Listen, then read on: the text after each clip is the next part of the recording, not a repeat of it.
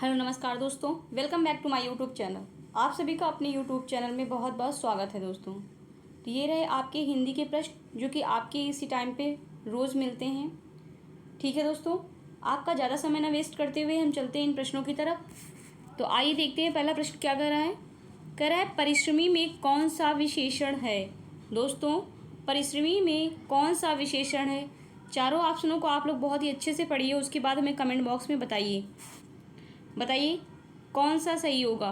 गुणवाचक विशेषण या फिर संख्यावाचक, परिमाणवाचक या फिर सार्वनामिक। सही ऑप्शन इसमें से कौन सा है। दोस्तों, सही ऑप्शन इसमें है गुणवाचक विशेषण। क्या है? गुणवाचक विशेषण।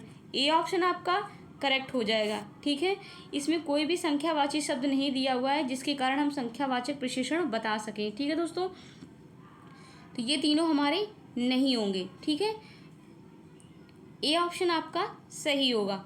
आइए अगले प्रश्न में चलते हैं। कह रहा है दूसरा प्रश्न, काकु शब्द का सर्वाधिक उपयुक्त अर्थ कौन सा है। काकु शब्द का सर्वाधिक उपयुक्त अर्थ कौन सा है दोस्तों। कौवा, कटु, चाचा या फिर इनमें से कोई भी नहीं। काकु शब्द का सर्वाधिक उपयुक्त अर्थ जो है दोस्तों वो कटु है। क्या है? कटु। ठीक है, बी ऑप्शन आपका करेक्ट हो जाएगा। ठीक है दोस्तों, आइए अगले प्रश्न की तरफ। करें निर्वात का समानार्थी शब्द है। निर्वात का समानार्थी शब्द क्या है दोस्तों, बताइए। भ्रम, विवाद रहित या बिना हवा वाला या फिर बुराई। सही ऑप्शन कौन सा होगा दोस्तों। दोस्तों, निर्वात का समानार्थी जो शब्द है वो बिना हवा वाला होगा। क्या होगा? बिना हवा वाला। ठीक है, सी ऑप्शन आपका सही होगा। आइए अगले प्रश्न की तरफ। कह रहा है कौन जीवन का अनेकार्थी शब्द है। दोस्तों, कौन जीवन का अनेकार्थी शब्द है। ए ऑप्शन देखिए, जल, प्राण, जिंदगी या फिर वायु। दोस्तों, जल भी है, प्राण भी है, वायु भी जिंदगी भी है, बट ये वायु नहीं है। क्या नहीं है? वायु। ठीक है, डी ऑप्शन आपका करेक्ट हो जाएगा। आइए अगले प्रश्न की तरफ। कह रहा है जिन शब्दों में एक से अधिक अर्थ होते हैं वे कहलाते हैं। जिन शब्दों में एक से अधिक अर्थ होते हैं दोस्तों वे क्या कहलाते हैं। चारों ऑप्शन को अच्छे से पढ़िए फिर बताइए। एकार्थी शब्द, पर्यायवाची, समानार्थी या फिर इनमें से कोई नहीं। इसका सही ऑप्शन जो है दोस्तों वो है हमारा पर्यायवाची। क्या है? पर्यायवाची। ठीक है, बी ऑप्शन आपका सही हो जाएगा। आइए छठवें प्रश्न की तरफ। कह रहा है भक्ति का अर्थ नहीं है। बताइए, भक्ति का अर्थ क्या नहीं है दोस्तों। सेवा, पूजा, श्रद्धा, कविता। दोस्तों, सेवा भी है, पूजा भी है, श्रद्धा भी है, बट ये कविता नहीं है। क्या नहीं है? कविता भक्ति का अर्थ नहीं है। ठीक है, डी ऑप्शन आपका सही हो जाएगा। सातवें नंबर प्रश्न पे आइए। कह रहा है ईश्वर तुम्हें सफलता प्रदान करे। यह वाक्य है। बताइए दोस्तों, ईश्वर तुम्हें सफलता प्रदान करे यह कैसा वाक्य है। संकेतवाचक, विधानवाचक, इच्छावाचक या फिर विस्मयवाचक। दोस्तों, ईश्वर तुम्हें सफलता प्रदान करे ये हमारा आता है इच्छावाचक के अंतर्गत। किसके अंतर्गत? इच्छावाचक के। ठीक है, सी ऑप्शन आपका सही हो जाएगा। देखिए दोस्तों, 8वां नंबर प्रश्न है आपका, क्रिया से बनने वाली भाववाचक संज्ञा है। बताइए, क्रिया से बनने वाली भाववाचक संज्ञा कौन सी है। थकावट, बुराई, आलस्य, बुढ़ापा। सही ऑप्शन क्या होगा दोस्तों। इसमें सही ऑप्शन जो है वो थकावट होगा। क्या होगा? थकावट। ए ऑप्शन आपका सही हो जाएगा। ठीक है, आइए 9वें नंबर प्रश्न पे। कह रहा है कवि शब्द में कौन सी संज्ञा है। दोस्तों, कवि शब्द में कौन सी संज्ञा है। व्यक्तिवाचक, जातिवाचक, द्रव्यवाचक या फिर भाववाचक। इसमें सही ऑप्शन जो आपका होगा वो होगा जातिवाचक। ठीक है, किसी कवि का कोई स्पेशली नाम नहीं बताया गया है। ठीक है, तो ये किसके अंतर्गत आएंगे? ये आएंगे हमारे जातिवाचक संज्ञा के अंतर्गत। ठीक है, बी ऑप्शन आपका सही हो जाएगा। आइए अगले प्रश्न की तरफ। कह रहा है कवि शब्द का स्त्रीलिंग रूप क्या है। दोस्तों, उसमें कवि का पूछ रहा था संज्ञा क्या है और इसमें इसका क्या पूछ रहा है? लिंग पूछ रहा है। ठीक है, तो कवि का कवयित्री या फिर कवयात्री। सी ऑप्शन देखिए, कह रहा है कवयित्री या फिर कवयित्री। दोस्तों मात्राओं का फेर है, बहुत ही अच्छे से शब्दों को पढ़िए, उसके बाद बताइए सही शब्द इसमें से क्या बनेगा। इसका सही शब्द जो है, कवि का जो स्त्रीलिंग रूप है वो कव और इत्री, कव इत्री, ठीक है। सी ऑप्शन आपका करेक्ट हो जाएगा। ये मत कर दीजिए कव और इत्री, तो कव इत्री मैंने आपको समझाने के लिए वर्ड बोला था, ठीक है। सी ऑप्शन आपका सही हो जाएगा, ठीक है दोस्तों। आइए अगले प्रश्न की तरफ। कह रहा है कौन सा शब्द प्रायः बहुवचन में प्रयोग होता है, देव, छात्र, प्राण या फिर नक्षत्र। बताइए। बहुवचन में प्रयोग होने वाला जो शब्द है दोस्तों वो हमारा है प्राण। और क्या हो सकता है, और हमारा दर्शन भी होता है। क्या होता है ये, हमें दर्शन, प्राण, ये जो है हमेशा बहुवचन शब्द में ही प्रयोग होते हैं। इनका हम एक वचन शब्द नहीं बना सकते हैं, ठीक है। देव का देवगढ़ हो जाएगा, छात्र का छात्रगढ़ हो जाएगा, और नक्षत्र का आप लोग कमेंट बॉक्स में बताइए, ठीक है। आइए अगले प्रश्न की तरफ। अगला प्रश्न कह रहा है कौन सा शब्द अव्ययी भाव समास का उदाहरण है। अव्ययी भाव समास का कौन सा उदाहरण है दोस्तों, नवग्रह, महात्मा, गंभीर या फिर यथाशक्ति। सही ऑप्शन क्या है दोस्तों बताइए। अव्ययी भाव समास के अंतर्गत कौन से शब्द आते हैं बताइए। जो आपका सही ऑप्शन है वो है डी, क्या है, यथाशक्ति।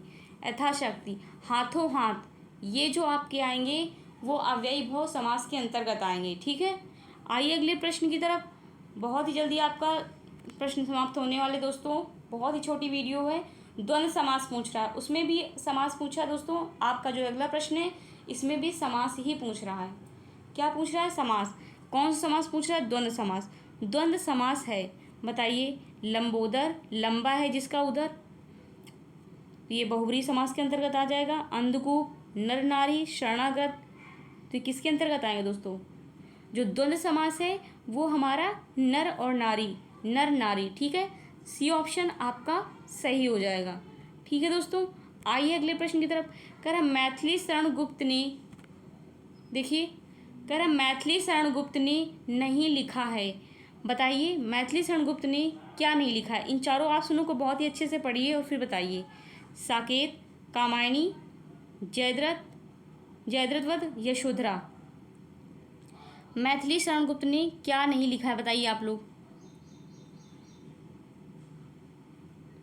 साकेत भी मैथिली शरण गुप्त की है, जयद्रथवध भी है, और हमारा ये यशोधरा भी है। जो कामायनी है ये नहीं लिखा है। कामायनी किसने लिखा है दोस्तों, ये है जयशंकर प्रसाद की। किसकी है, जयशंकर प्रसाद की है, ठीक है दोस्तों। ये हमारी है जयशंकर प्रसाद की कामायनी जो रचना है, ठीक है। आइए अगले प्रश्न की तरफ। कह रहा है, देखिए, कह रहा है निम्न में से किस पत्रिका का संबंध इलाहाबाद से है। इलाहाबाद का अब क्या नया नाम हो गया दोस्तों, प्रयागराज। क्या है, प्रयागराज। तो बताइए निम्न में से किस पत्रिका का संबंध इलाहाबाद से है। ब्राह्मण पत्रिका का, समन्वय, माधुरी या फिर हिंदी प्रदीप। इसका सही ऑप्शन जो हो जाएगा वो है दोस्तों हिंदी प्रदीप, ठीक है। डी ऑप्शन आपका सही हो जाएगा। हिंदी प्रदीप जो पत्रिका है इसका संबंध इलाहाबाद से है, ठीक है। आइए अगले प्रश्न की तरफ। अगला प्रश्न कह रहा है मेरी तिब्बत यात्रा की रचनाकार कौन है। मेरी तिब्बत यात्रा के रचनाकार कौन है। श्री राम शर्मा, महादेवी वर्मा, राहुल सांकृत्यायन, इनमें से कोई भी नहीं।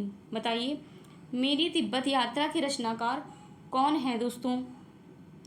इसमें सही ऑप्शन जो आपका हो जाएगा वो हो जाएगा महादेवी वर्मा। क्या हो जाएगा, महादेवी वर्मा। बी ऑप्शन आपका सही है, ठीक है।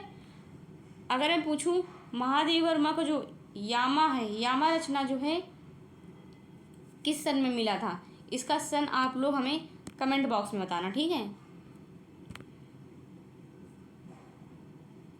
17 नंबर देखिए प्रश्न। 17 नंबर प्रश्न आपको क्या कह रहा है। आधे अधूरे नाटक के रचनाकार कौन है। आधे अधूरे नाटक के रचनाकार कौन है। अमृतलाल नागर, मन्नू भंडारी, मोहन राकेश या फिर निर्मल वर्मा। बताइए, चारों ऑप्शनों को बहुत ही अच्छे से पढ़िए, उसके बाद बताइए इसमें सही ऑप्शन क्या है आपका। आधे अधूरे नाटक के रचनाकार कौन है दोस्तों। इसके रचनाकार हैं मोहन राकेश। कौन है, मोहन राकेश, ठीक है। सी ऑप्शन आपका सही हो जाएगा। ये आइए आप 18 नंबर प्रश्न में आइए। कह रहा है मोर का तत्सम बताइए।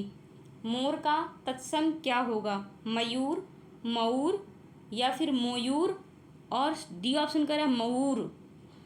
सही ऑप्शन क्या है दोस्तों? ये तीनों नहीं होंगे, तीनों के तीनों गलत हैं दोस्तों। सही ऑप्शन आपका हो जाएगा मयूर। क्या हो जाएगा? मयूर। ठीक है, ए ऑप्शन आपका सही है। आइए 19 नंबर प्रश्न पे। कह रहा आईना कैसा शब्द है? अरबी, हिंदी, फारसी, उर्दू। आईना कैसा शब्द है दोस्तों, बताइए।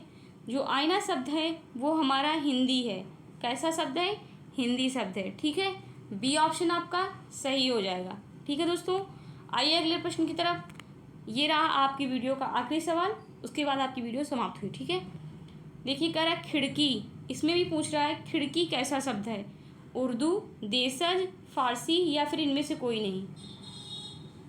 दोस्तों खिड़की जो शब्द है वो हमारा देशज शब्द है। कैसा शब्द है? देशज। ठीक है, बी ऑप्शन आपका सही है। ठीक है दोस्तों, अब आपकी वीडियो समाप्त हुई। अगर आपको वीडियो अच्छी लगी हो तो वीडियो को लाइक करें और शेयर करें, चैनल को सब्सक्राइब ज़रूर करें। ठीक है, ठीक है दोस्तों, खुश रहें, स्वस्थ रहें, मस्त रहें, जहाँ भी रहें हंसते और मुस्कुराते रहें। All the best, take care, जय हिंद, जय भारत एंड वंदे मातरम। ठीक है दोस्तों, बाय बाय, टेक केयर।